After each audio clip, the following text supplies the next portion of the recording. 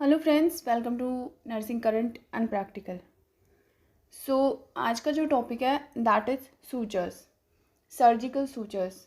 जो surgical suture का topic है हमारी थ्योरी में बहुत ही कम उसको एक्सप्लेन किया गया है। Only the suture absorbable and non absorbable and the days. But जो इसमें से क्वेश्चन होते हैं वो हर बार क्वेश्चन आता है और कंफ्यूजिंग होता है question. So I have started the series of suture classification. In this we'll read about the basic to the complex. First हम बेसिक पढ़ेंगे सूचर्स के बारे में कि सूचर क्या होते हैं, कितने टाइप के होते हैं, and after that will cover individual suture that is vicryl, silk, size chart and all about that. So first basic से शुरू करते हैं, that is suture classification. Suture may be classified in terms of their origin, their structure and their absorbability. तीन terms में इसको divide कर सकते हैं, in the term of origin, structure and absorbability. So first, origin, natural versus synthetic. Suture natural भी हो सकते हैं, सिंथेटिक भी हो सकते हैं. सिंथेटिक जो मैन मेड होता है. Natural suture can be made of collagen from mammal intestine or from synthetic collagen, that is polymer. Tissue reaction and suture antigenicity lead to inflammatory reaction. जो ये natural sutures यूज़ करते हैं इनमें inflammation के chances ज़्यादा होते हैं because they are tissue related product, especially with natural material. Synthetic suture are made up of artificial polymers. जो artificial suture होते हैं, synthetic suture होते हैं, वो artificial polymer से बनाते हैं, और जो natural suture होते हैं वो mammal intestine या फिर collagen polymer से बनते हैं. बट नेचुरल की इन्फ्लामेटरी रेट ज़्यादा होता है बिकॉज वो किसी ह्यूमन टिश्यू से बनते हैं जिनकी वजह से इम्यून रिएक्शन हो सकता है. जो सेकंड टर्म है that is there structure. Structure में आता है मोनोफिलामेंट वर्सेस मल्टीफिलामेंट. हम इसका इमेज देखेंगे नेक्स्ट टॉपिक पे. Monofilament suture material is made up of a single strand. This structure is relatively more resistant to harbouring micro organisms. Monofilament में micro organism ज़्यादा grow हो सकते हैं. It also exhibit less resistant to passes through tissue than multifilament. However great care must be taken in handling and trying a monofilament suture because crushing and crimping of suture can nick and weaken and lead to undesirable and premature suture failure. So ये पूरा पढ़ने से समझ आ रहा है कि जो monofilament suture हैं दे आर मोर रिस्की. उनकी वजह से इसकी वजह से माइक्रो ऑर्गेनिज्म ग्रो हो सकता है एंड क्रशिंग एंड क्रिम्पिंग के चांस भी ज़्यादा होते हैं. Third one is absorbable and non absorbable suture. Absorbable suture provide temporary wound support until the wound heal and well enough to withstand normal stress. Normal stress को ये beer कर सकते हैं और जब तक वुंड हील नहीं हो जाता तब तक इनको रखा जाता है. Absorbable. Absorption occur by enzymatic digression in natural material. जो इनका एब्जॉर्प्शन एंजाइम डिग्रेशन से हो जाता है अपनी बॉडी में हाइड्रोलाइसिस प्रोसेस के through. Hydrolysis can cause less tissue reaction than enzymatic degradation. So absorbable जो हमारी बॉडी में खुद ही एब्जॉर्ब हो जाते हैं उनको रिमूव करने की ज़रूरत नहीं होती. नॉन एब्जॉर्बेबल जिनको रिमूव करने की ज़रूरत होती है. So this is the image of monofilament and multifilament suture. So हम अब इंडिविजुअल स्लाइड में पढ़ेंगे इनके बारे में.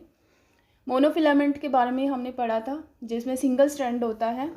सो this is the single strand, only single ही इसको दिखाया गया है. एंड दैट इज़ मल्टीफिलामेंट, इसमें एक से ज़्यादा फिलामेंट है. दिस इज़ द एक वेब सा बना हुआ है. बट पढ़ा है कि जो मोनोफिलामेंट होते हैं they can harbour the micro organism. Multifilament में ऐसा नहीं होता. सो आप देख लीजिए that is monofilament and that is multi-filament. Next, absorbable suture don't require to remove them. This is because enzyme found in the tissue of your body naturally digest. और जो non absorbable suture होते हैं they need to be remove और later date in some cases left permanently. कई cases में इनको permanent छोड़ सकते हैं बट सूचर केयर की ज़रूरत होती है. Type of suture material in case of absorbable and non absorbable. ये इंपॉर्टेंट है, हर बार क्वेश्चन इसी में से आता है. आपसे पूछ लेते हैं कि कौन सा सूचर एब्जॉर्बेबल है, कौन सा नहीं है, कितने दिन में एब्जॉर्ब होता है. So will all discuss in this video. So absorbable suture जो होते हैं that is surgical gut, collagen and synthetic absorbable. और जो नॉन एब्जॉर्बेबल होते हैं that is silk. Silk is very commonly use in emergencies, in OTs, in minor OTs. Number 2, cotton, nylon, polyester fiber, polypropylene. polypropylene का जो brand name है that is proline. इसको proline के नाम से भी बुला सकते हैं. सो प्रोलीन देने से पहले आपको पॉलीप्रोपिलीन पढ़ लेना है कि इज़ इट दैट और not. Stainless steel and barber suture. So these are another example. Absorbable suture में सबसे पहले पॉलीगैलेक्टिन. पॉलीगैलेक्टिन को कॉमन लैंग्वेज में वाइक्रल बोलते हैं.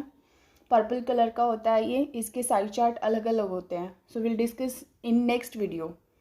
टिल दैट टाइम आपको ये वीडियो देखना है, चैनल को सब्सक्राइब कर लीजिए बिकॉज इस सीरीज़ में आपको सूचर के सारे डाउट्स क्लियर हो जाएंगे.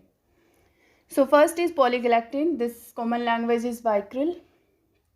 Number 2, polyglycine fast, polyglycolic acid, gadget chromic. Non absorbable में आता है polypropylene. I told you prolene is a common language. Nylon also non absorbable. Silk non absorbable. Polyester non absorbable. Stainless steel. Steel तो absorb हो ही नहीं सकता हमारी body में, so it's non absorbable. So अगर कॉमन देखेंगे तो vicryl is absorbable, silk is non, prolene is non, catgut is absorbable.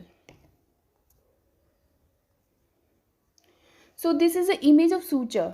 थोड़ा सा मैंने इसको दिखाया है कि सूचर किस कैटेगरीज में. This is a category of suturing.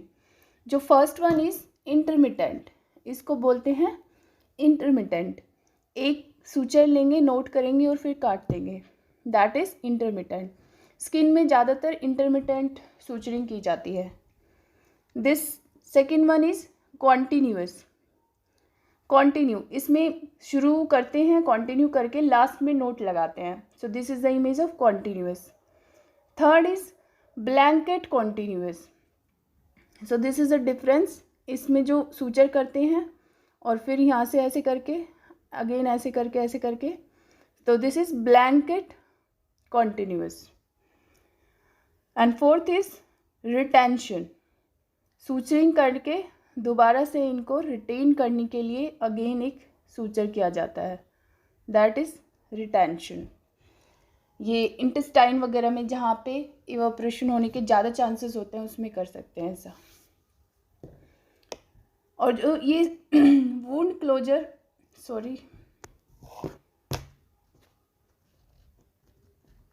Wound closure का, किसी भी वुंड को क्लोज कैसे कर सकते हैं. तो फर्स्ट उसको सूचरिंग करके कर सकते हैं, दैट इज सूचर. सेकेंड उसको स्टेरिक स्ट्रिप लगा देते हैं, बिल्कुल स्किन को अडेसिव करके उसको स्टेराइल स्ट्रिप्स होती हैं उनको पेस्ट कर देते हैं. And third is staple suture भी है. तो किसी भी वुंड को 3 टाइप से क्लोज कर सकते हैं. फर्स्ट सूचरिंग करके, first suturing, second is steric strip and third is staple suture. Next, suture removal time. So ये डिपेंड करता है डॉक्टर की चॉइस पे कितने दिन के बाद वो सूचर रिमूव करना चाहते हैं. बट जो अमेरिकन फैमिली फिजिशियन है उनके according suture removal time as in this slide we can see scalp में जो होते हैं 7 to 10 डेज में दे शुड रिमूव. फेस वाले सूचर 3 to 5 डेज. चेस्ट और ट्रंक वाले suture 10 to 14 days. Arms 7 to 10 days. Legs 10 to 14 days. And feet 10 to 14 days. palms of hand, soles of feet 14 to 21 days. So India में अलग है इसका pattern. Choice of doctor depend करता है suture removal. But according to family physician of America these are the some external days जिसमें suture remove कर सकते हैं. So just for the knowledge I added this slide. In next video we'll do some another important topic. Till that time, watch the video, subscribe the channel. Thank you.